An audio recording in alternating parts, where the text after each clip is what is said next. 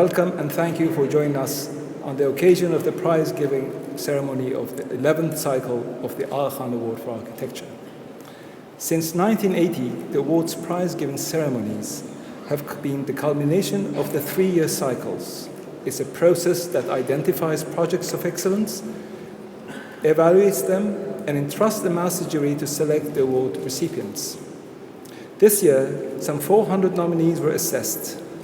19 were shortlisted by the jury, and for the first time, the shortlist was honored by being made public.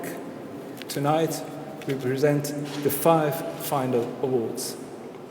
The 10 previous award ceremonies have been held in places celebrated for the value of the architecture, whether historic monuments or contemporary buildings. These sites have in common their significance and value to the development of architecture in the Islamic world. Among them have been the Shalimar Gardens in Lahore, Topkapi Palace in Istanbul, the Citadel of Cairo, Registan Ensemble in Samarkand, and the Alhambra in Granada.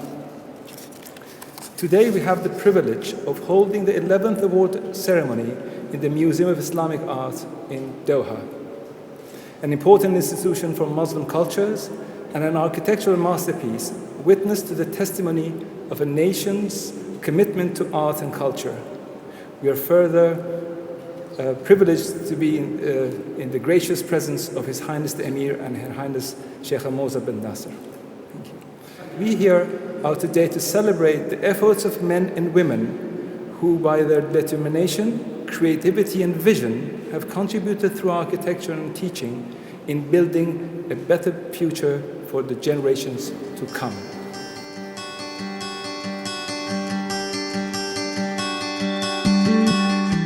Aga Khan Prize for Architecture is very unique because it's an international prize, but linked to a civilization, linked to specificities. It really promotes pluralism in architecture and looks for radically different scales and types of excellence in architecture. It almost doesn't matter what the scale of the project is. What matters is the imaginative scope that the architectural team was able to find in a project. As well as buildings, it recognizes process. And it brings forward architects who are not internationally known. I think its real strength is its eclecticism, that it takes such a generous, open-minded interpretation of communities, whether it's geographically, in religious terms and in cultural terms.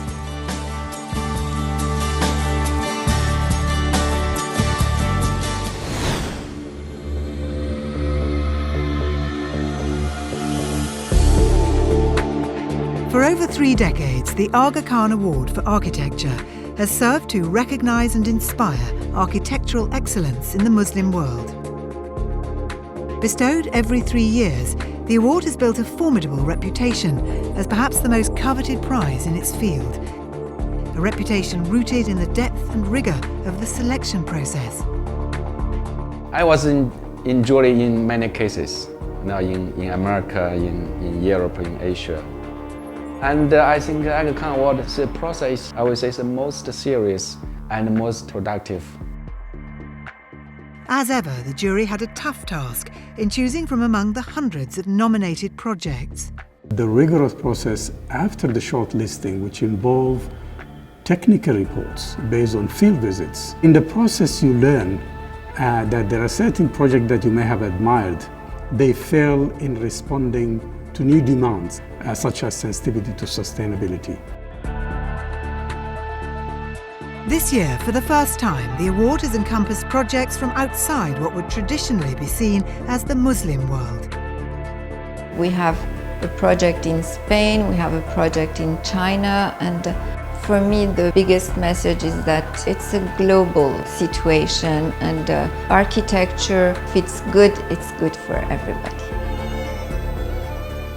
Over the decades, the award ceremony has been held in some of the world's most prestigious venues, including the Alhambra Palace in Spain, Humayun's tomb in India, and the Petronas Towers in Malaysia.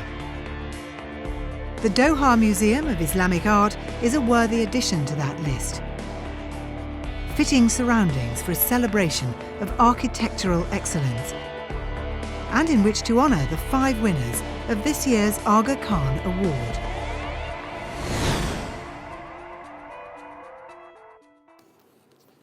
Bismillahirrahmanirrahim. Your Highness the Emir, Your Highness Sheikh Ramoza bin Nasser, Excellencies, distinguished guests, ladies and gentlemen, Assalamu alaikum. What a pleasure it is to greet this wonderful audience, including so many friends, old and new, who have helped shape this program and who are so essential to its future. I'm especially pleased to salute Their Highnesses the Emir of Qatar and Sheikh Ramoza. We are honored by your presence and grateful for your inspiring example as you embrace this country's proud heritage while also pointing it boldly to the future.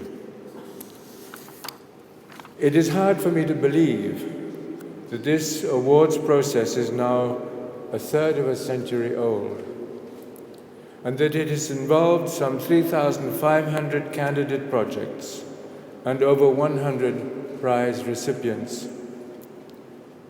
As we complete the 11th cycle, I am delighted to extend to all our recipients my warmest congratulations. The awarding of prizes is in the spotlight tonight, and deservedly so.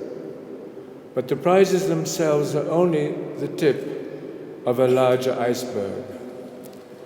The awards program also includes a wide array of seminars, exhibitions, lectures, publications, and a highly decentralized selection process.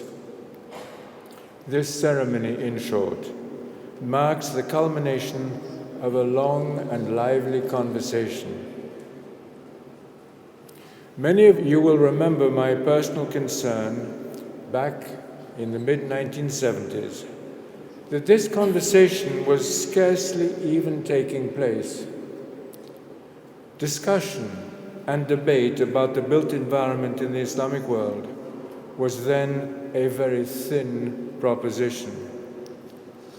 The continuity of Islamic architecture had sadly lapsed, weakened by the heavy hand of colonialization, by modernization and globalization, by the lack of architectural training in Islamic contexts, and even by the development of new construction materials in the industrialized world. The result was a paucity both of indigenous architects and of foreign architects working with distinction in the Islamic settings and idioms.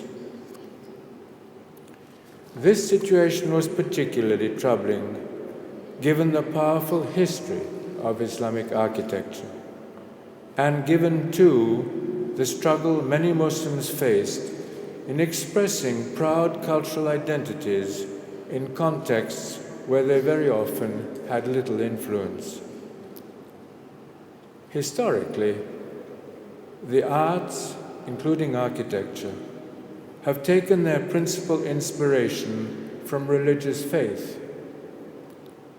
But when art is separated from faith-based roots, other influences can dominate, including soulless technology and empty secularization. At that time, I used the term vacuum to describe the Islamic architectural scene. The initial goal of our awards program was to replace that vacuum with an energized debate. Was there a problem? How could it be addressed? By whom? And in what settings? Notice that we did not seek then, nor do we now, the advancement of some definitive aesthetic style or the promulgation, as one colleague put it, of some manifesto of architectural intent. What we cared most about was that relevant questions be raised and that a broad range of constituents be engaged in discussing them. 3 decades later, we can claim considerable progress stimulated by this award and other endeavors with similar goals. We've come a long way from a careless confidence that the built environment would somehow take care of itself. We're increasingly aware that the quality of our buildings can transform the quality of our lives, both spiritual and material. We have only to look around us tonight to see how things have changed. This Museum of Islamic Art itself represents one of the high-profile accomplishments in global architecture in recent years. It symbolizes how contemporary international talent at the highest level can join creatively with ancient cultural inheritance and visionary national leadership. This museum represents a commitment we have seen elsewhere in Doha. From the development of the Qatar National Museum, one of our first prize recipients in 1980, to the reconstruction of the Souk Waqif, one of 19 prize finalists this year, to the striking new structures of Education City. And the progress we see in Qatar now is echoed through much of the Islamic world. How much the Arkan Awards have contributed to this story is for others to judge. But I do believe that our recipients, through the years, have provided inspiring examples of architectural excellence. But what comes next? As we look to the future, let me mention 4 principal areas of concern.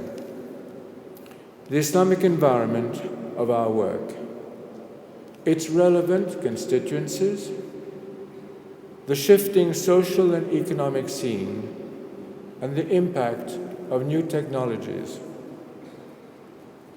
My first concern is with the cultural context of our work. Why should we emphasize an Islamic approach to architecture? Our master jury, in responding to this question, has described how global forces now threaten the values of memory, heritage, and belonging, and how the built environment can help meet that challenge. This is why these triennial celebrations take place in settings that evoke Islamic tradition, and why most of our award juries have thereby emphasized, among the other criteria, the restoration and reutilization of historic buildings. Great icons of the past must not be allowed to disappear without an opportunity to come back to life and serve the future. At the same time, in looking at the places we have met and the projects we have honored, we also see enormous diversity. But diversity, in fact, is part of the essence of Islam. The unity of the Ummah does not imply sameness. Working in an Islamic context need not confine us to constraining models. Nor does respecting the past mean copying the past. Indeed, if we hold too fast to what is past, we run the risk of crushing that inheritance. The best way to honor the past is to seize the future. In sum, an Islamic architectural agenda involves a dual obligation: a heightened respect for both the traditions of the past and the conditions of the future. A second area of concern involves the definition of our relevant constituencies. With whom should we be communicating? The answer is increasingly complex. The architectural community has been expanding beyond the creative core of professional architects. The list of players is long: planners and managers, engineers and financiers, researchers and educators, computer scientists and social scientists, designers and craftsmen, political and civic leaders, clients and consultants. More players mean more variables to consider. Not only creative designs, but also client directives, the adaptability of building types and materials, allowed expenditures, the indigenous climate, rural versus urban settings, and of course, the immediate cultural context. We must be aware, for example, that Islamic populations are intermingled more and more among peoples of other backgrounds. When I think of the diversified players in the architectural community, I am reminded of the impatient client who wrote to his architect, awaiting plans, if good, check will follow. To which the wise architect, of course, replied, awaiting check, if good, plans will follow. Indeed, it takes a wonderful mix of patience and impatience to achieve architectural success. In the end, significant progress will require the effective interplay of all constituent groups. The success of each is diminished when any of them lags in concern or in competence. As we define our constituencies more inclusively, we can help raise architectural awareness across a wider spectrum of stakeholders. A third area of growing concern is the shifting social and economic scene. People are living longer. Rural populations are urbanizing, and economies are diversifying, making complex demands on the built environment. This is why societal evolution has become a stronger preoccupation for our nominating juries. The fact that an industrial complex, for the first time, is one of our award winners tonight is welcome evidence of this growing recognition. The nature of the award is to help shape best practices for the built environment of Muslims and their neighbors. Our mandate must therefore include a wide range of architectural settings, not only mosques, museums, and monuments, but also schools and hospitals, industrial spaces and public markets, parks and thoroughfares, and of course, a variety of residential habitats. Similarly, our geographical focus must be more inclusive. For centuries, most of our important buildings have been located in capital cities. But recent population growth has concentrated in what I would call secondary cities, often neglected by the global spotlight, but in need of intelligent planning. The same thing is true in rural settings, which have often been left to a self-build process, receiving little best practice attention. This too is a situation which the award process can help redress as we adapt to social realities. Fourth and finally, let me point to the revolutionary impact of new technologies. Clearly, a relevant architectural conversation these days requires a considerable degree of technological sophistication as we encounter a constant flow of new materials, new techniques, and new requirements. Among other things, new technologies can help us address growing environmental urgencies. I think, for example, of the pressing need for energy and water conservation, and of the risks associated with climate change, weather extremes, and geological instability. Used alertly and intelligently, new technologies can help us cope with bewildering environmental challenges.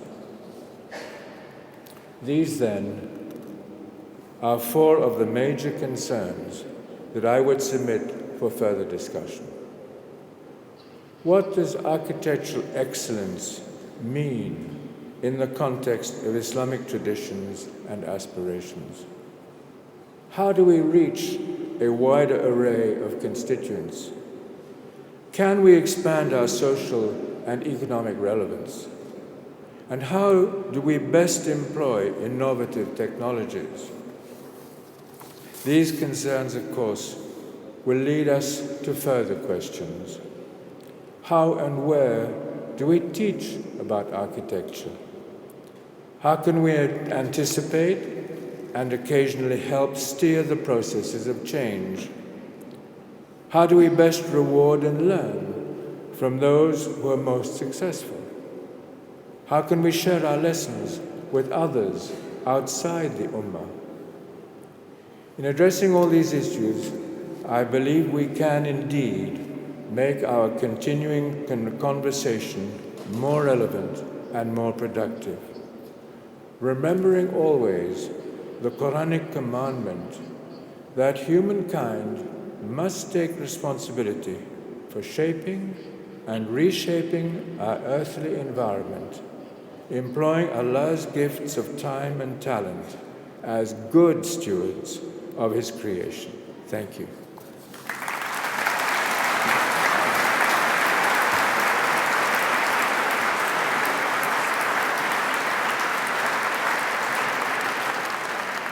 May I now invite His Highness the Emir and Her Highness Sheikh Aboza to join His Highness the Aga Khan to present the certificates to the award recipients.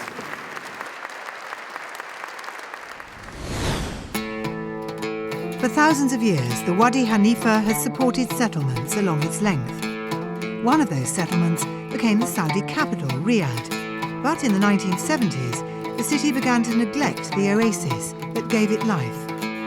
What happened the last 4 decades, because of this drastic change in the city of Riyadh and the very fast growth, pressure was put on Wadi Hanifa. A lot of quarrying activities, illegal dumping of materials, medical waste. The environment of the Wadi was so deteriorated. In 2001, the Riyadh Development Authority responded with an ambitious plan to save the Wadi. One major challenge was to persuade the choked waterway to start flowing again. But this was only half the battle. The water also needed to be cleaned. We decided to mimic nature and to create a food chain, an aquatic food chain that would actually bioaccumulate all these excess nutrients, and then we would harvest the top predator, which was a tilapia. We were actually producing water that's clean enough to grow food for human consumption. And farmers aren't the only ones to have benefited.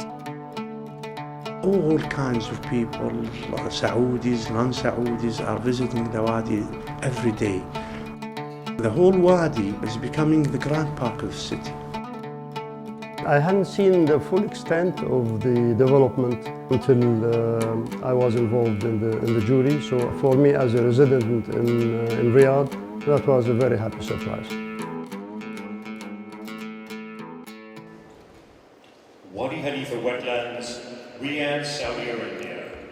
Dr. Abdul Latif bin Abdul Malik Al Sheikh, President, Riyadh Development Authority. Mr. George Stockton, President, Mariama Shiva Planners Limited. Mr. Roderick MacDonald, Chairman, Borough Board.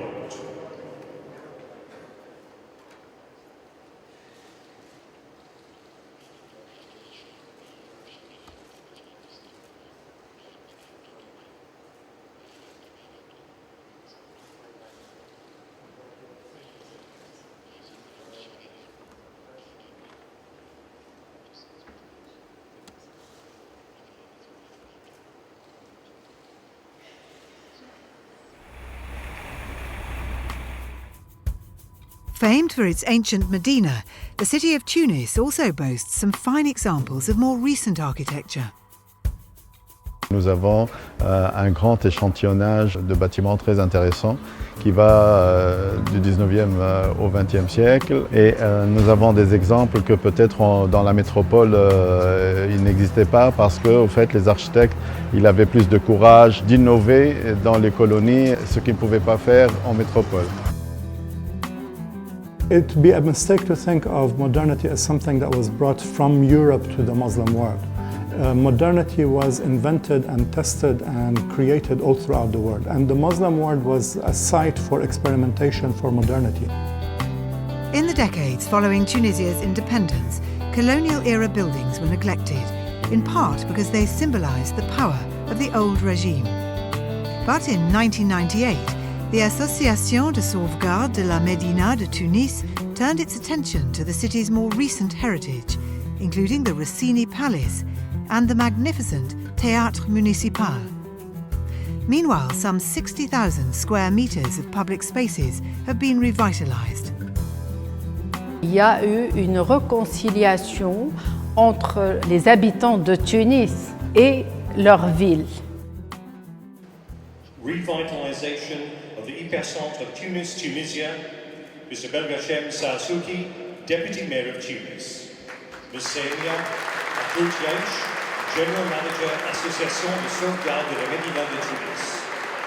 Mr. Zubair Moulier, Deputy Director, Association de Sauvegarde de la Médina de Tunis. Mrs. Faika Bejoun, Deputy Director, Association de Sauvegarde de la Médina de Tunis.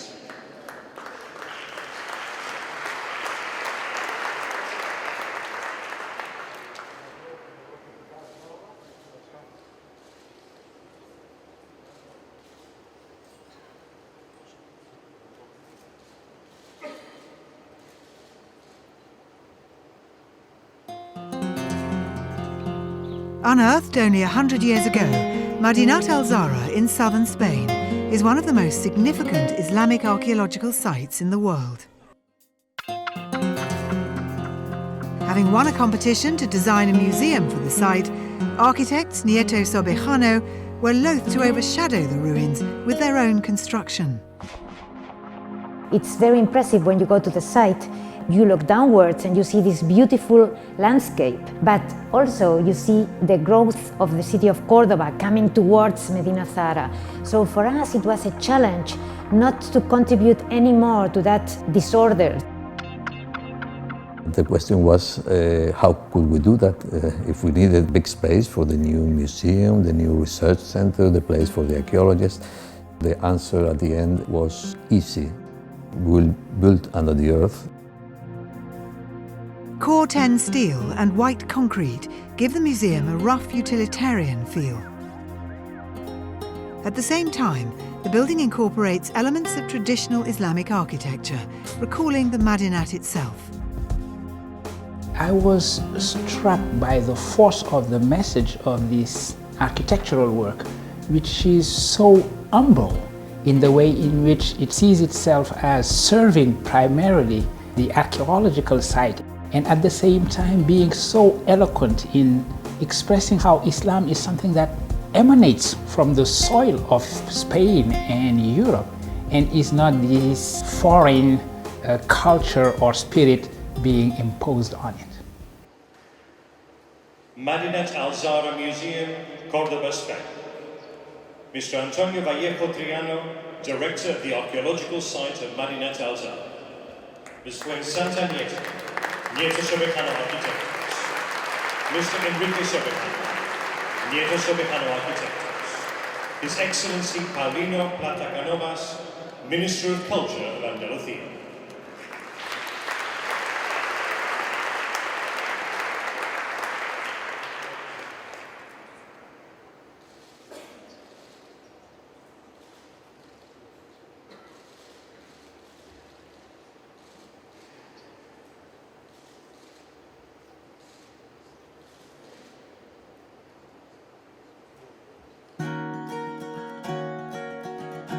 The İpekyol textile factory in Turkey is a marked contrast to most industrial buildings in the country.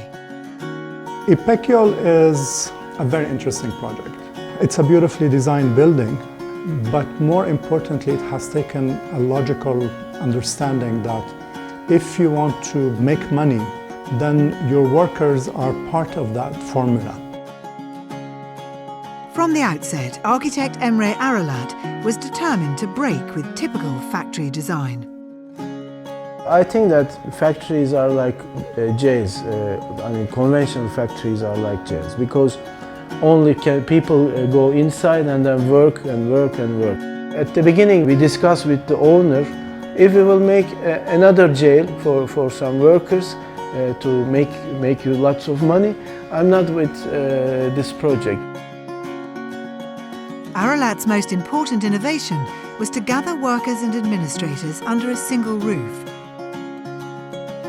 Large windows, high ceilings, a stylish cafeteria, and outdoor sports facilities also contribute to staff quality of life. İpekyol Textile Factory, Edirne, Turkey. Mr. Yalçın Ayadin, Chairman of İpekyol Giyim Sanayi. Mr. Emre Aralat, Emre Aralat Architects.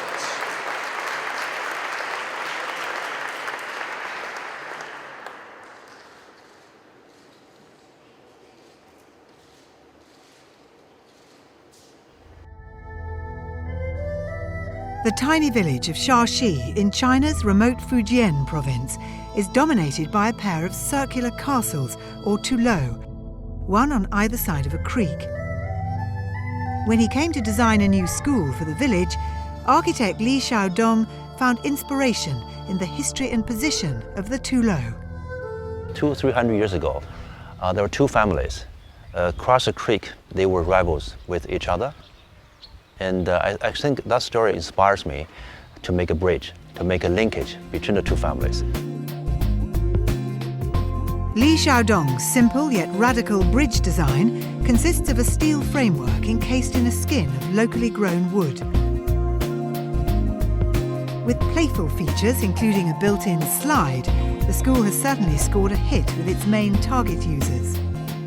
它很好给学生小朋友带来很多乐趣，有很好玩的地方。 But the building isn't just for the children of Shashi.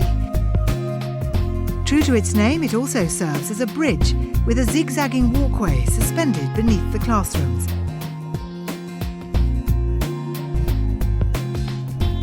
At night, the school transforms into a public library. On special occasions, it can even function as a theatre. And the benefits to the community go far beyond the building itself. For the Chinese side, for the Chinese architecture, I think it's a message that we should not just stick to our own tradition. We should look into the other world.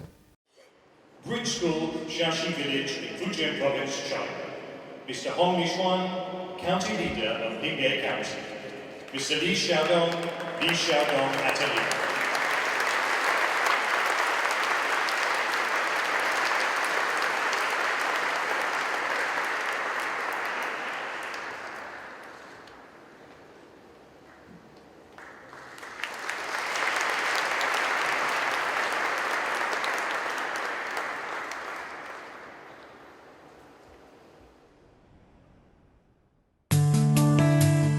Since 1980, the Aga Khan Award for Architecture has incorporated a separate award for lifetime achievement in furthering understanding of architecture in Muslim societies. The recipient of this year's Chairman's Award is Oleg Grabar, Professor Emeritus at the Institute for Advanced Study at Princeton. Professor Grabar's research has had a profound influence on the study of Islamic art and architecture worldwide, and his teaching has inspired many of the leading figures in the field today. He's become a great model as a mentor, and so those of us who have subsequently mentored other people have done it in his example. He's introduced us to new issues that had not been studied before at meanings, not just formal compositions, and he made us think of how we relate to our past. I can't think of another scholar that's had a more important impact over generations on the study of Islamic art and architecture than Oleg Grubar.